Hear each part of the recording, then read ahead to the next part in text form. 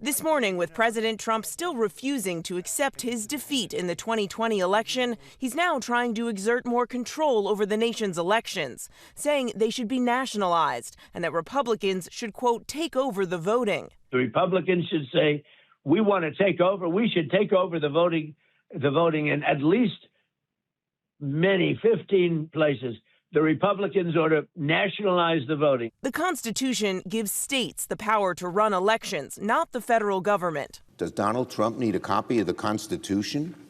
What he's saying is outlandishly illegal. Trump's latest threat, part of a series of actions aimed at undermining public trust in U.S. elections, pressing at least 24 states to turn over voter data. Attorney General Pam Bondi urging Minnesota to do exactly that if the state wants federal immigration authorities to get out.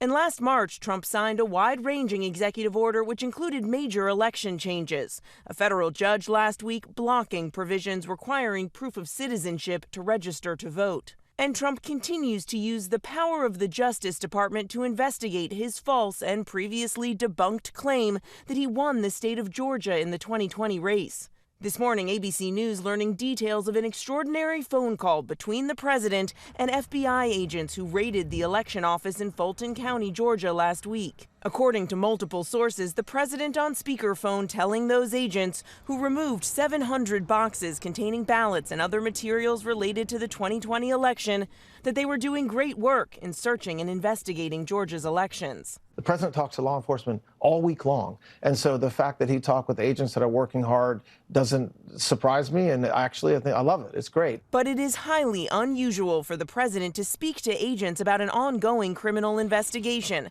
especially one that involves his own failed presidential race. The call was arranged by Director of National Intelligence Tulsi Gabbard, who was spotted at the scene of the search. She says her presence on the ground was requested by the president. Gabbard explaining in a letter to top Democrats on the Senate Intelligence Committee that she facilitated a brief phone call for the president to thank the agents personally for their work. He did not ask any questions, nor did he or I issue any directives. Joe Biden won Georgia in 2020, a fact confirmed by a full statewide audit and a hand recount. Even if he had won the state, Trump still would have lost the election. It wasn't close. Biden won the popular vote by more than 7 million and took the Electoral College 306 to 232.